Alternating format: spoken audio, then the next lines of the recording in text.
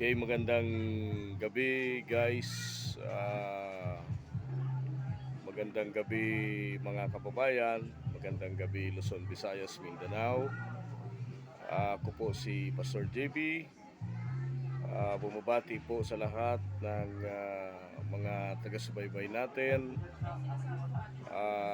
Ngayon lang ho tayo nag-video and then di tayo nakapag-live kanina, no? Ngayon po ay November 30, 2024. Ang ating pong significant day is kaarawan ng ating pong pambansang bayani na si Andres Bonifacio, no? Kaya po yung ating pong ginugunita ngayon ay Bonifacio Day, no? And tomorrow it's December 1, 2024. Ito po yung uling buwan sa taong 2024 na kung saan naman ang ating ipagdiriwang ay Christmas Day, no? Christmas season. Yun po ang ating ipagdiriwang. Tomorrow is countdown ng papalapit na Christmas season at December 1 to yun. At countdown din sa pagpapatapag tatapos ng taon na 2024. So it's a good day, it's a great Saturday today, and it's a great Sunday tomorrow, is Lord's Day.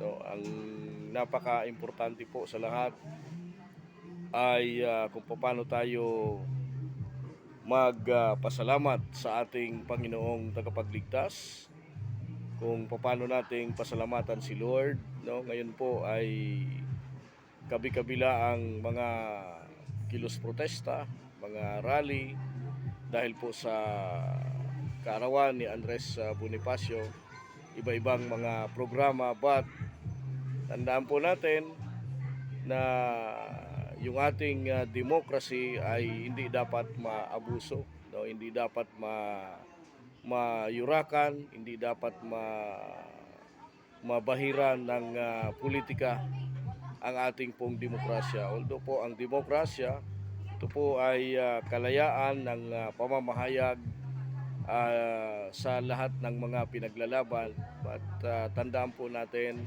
na napakahalaga na ating pong protektahan ang demokrasya laban po sa mga mapag-abuso sa kapangyarihan at laban naman po sa mga taong nais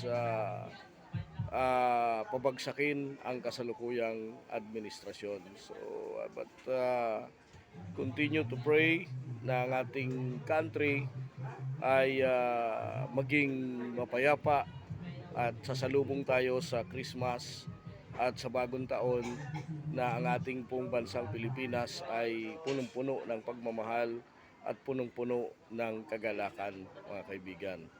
So, I'm here in the workplace at Welcome Plaza Mall at Senior Pure Gold Libertad Pasay City.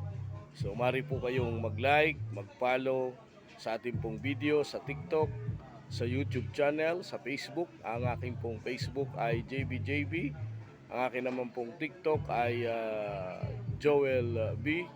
Ang aking naman pong YouTube channel ay Joel Brazal YouTube channel. Please like and share. Ang ating pong telephone number ay 0949-410-0259. Ulitin ko lang, 0949-410-0259. At ito po ang ating pong Google Map. Ang ating pong place ay makikita sa ating pong Google Map, mga kaibigan. At JB Wellness Blind Massage. So, salamat po sa Panginoon, no? Kasi nakadalawang client din tayo, and lahat ng bagay ay ipagpasalamat natin sa Panginoon, and to God with the glory.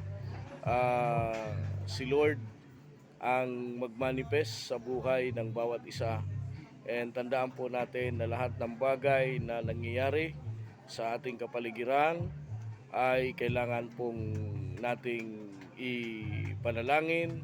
Ang mga nangyayari sa ating pong mga buhay ay kailangan po nating ipanalangin. So, follow and obey the Lord, no? Kasi po alam nyo yung mga isinisigaw ng mga mamamayan, o hindi naman po lahat ng mamamayan, ano, ang kanila pong isinisigaw ay labanan ang administrasyon. But hindi ho ito ang makakatulong sa ating pong bansang Pilipinas, but ang makakatulong po yung pananalangin na dapat ay ialay natin sa ating pong bansang minamahal, mga kaibigan. And marami hong nangyari sa mga nakaraang araw, no? Sunod-sunod po yung mga pag-atake laban sa ating pong Pangulo.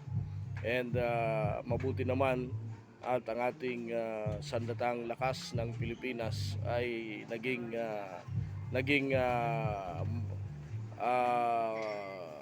masunurin sa kanilang tungkulin para po protektahan ang ating pong konstitusyon, mga kaibigan, o irespeto ang ating pong saligang batas. So, ganun din po, kung paano po natin pinapahalagaan yung saligang batas, ay pahalagaan din po natin yung ating pong pananampalataya sa Diyos. Kasi alam nyo po, yung mga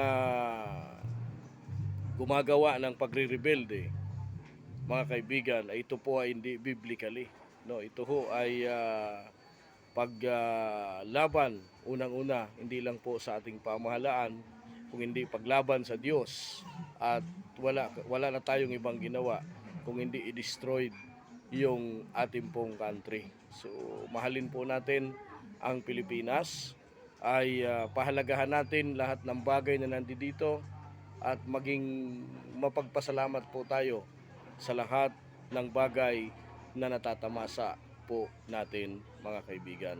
So yun lamang po, and tomorrow is a Lord's Day. Sabi nga po dito, but seek ye first the kingdom of God and righteousness, and all these things shall be added unto you.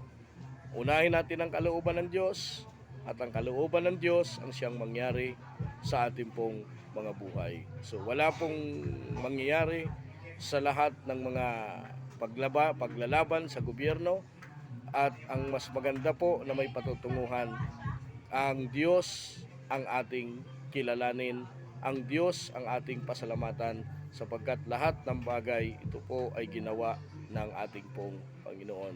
So pasalamatan mo ang Diyos dahil mabuhay ka pa ngayon, mabuhay ka pa bukas, at sa mga susunod na panahon. Minsan lamang po ang ating pong buhay, huwag po nating sayangin sa anumang bagay na mga walang kapararakan. Ako po si Pastor JB, bumabati po sa inyong lahat ng maligayang kaarawan ni Andres Bonifacio. Si Andres Bonifacio ay isang bayani na nagtanggol sa ating bansang minamahal. Mabuhay po tayong lahat. Back button. Tab again to stop.